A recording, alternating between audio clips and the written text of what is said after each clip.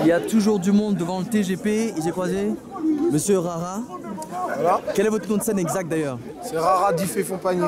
Voilà, très bien. Et vous êtes là également artiste mobilisé contre cette exposition d'un entre guillemets artiste. Pourquoi? Parce que, en fait, je comprends pas bien comment on peut combattre le feu par le feu. Donc, on nous présente ça comme une exposition antiraciste. Et en fait, on reproduit les mêmes choses qui ont été déjà produites dans les os humains. Et donc, c'est comme si vous voulez combattre le viol et que vous faites un spectacle avec une femme qui se fait violer en direct. Moi, perso, je comprends pas la logique. Après, il y a un autre phénomène. J'ai remarqué qu'il y a quelques mois, le Conseil d'État s'est mobilisé pour interdire un spectacle. De l'autre côté, il y a la ministre de la Culture qui dit qu'il faut élargir la liberté d'expression. Donc pour certains qui ont le monopole de la parole, en fait, on va élargir la liberté d'expression. Et pour les autres, on va la restreindre. Donc c'est deux poids, deux mesures. Donc, si on censure, qu'on censure tout le monde, ou alors qu'on libère la parole de tout le monde. Donc en tant qu'artiste, ma position c'est plutôt ça. Surtout que j'ai déjà eu affaire à la justice pour des problèmes de liberté d'expression, donc je connais bien un petit peu la situation. Donc là on est dans deux poids, deux mesures.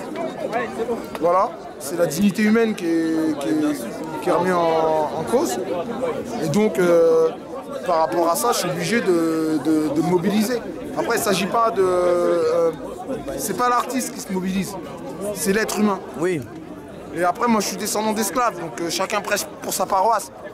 Demain, je vais organiser, par exemple, un spectacle où je vais reproduire des fours crématoires. Peut-être qu'il y a certaines communautés et vont se manifester. Peut-être que moi-même, j'irai en prison pour ça.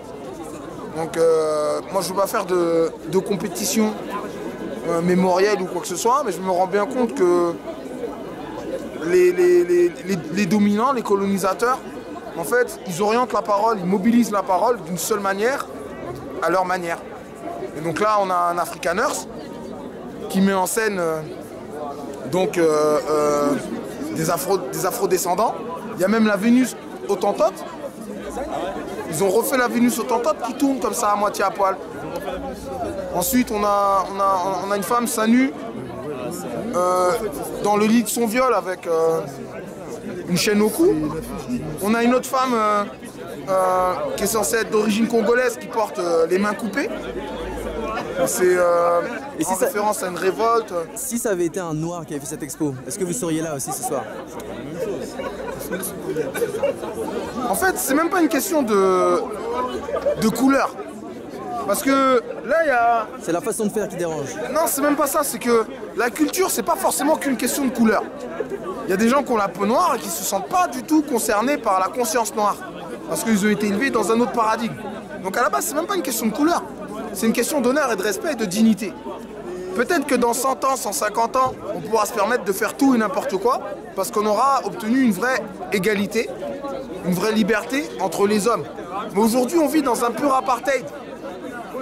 Avec un passeport français, je peux voyager partout dans le monde. Mais il y a une ségrégation des passeports et des visas.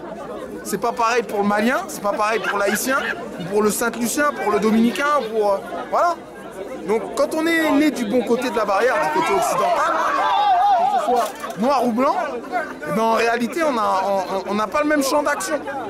Donc dans un contexte comme ça, on ne peut pas se permettre de faire n'importe quoi. Parce qu'il n'y a même pas encore eu ne serait-ce qu'une tentative de réparation. Alors qu'on sait que la justice se fonde sur un équilibre entre préjudice et réparation. Et tant qu'il n'y a pas un équilibre qui est installé entre préjudice et réparation, il n'y a pas de justice. Donc ne serait-ce qu'une réparation morale. Non, il n'y a toujours rien eu. Donc voilà, à un moment donné, il faut quand même regarder les choses en face. Merci beaucoup. Je pense que chaque personne doit se mobiliser pour ce genre de choses. Merci beaucoup. Ouais.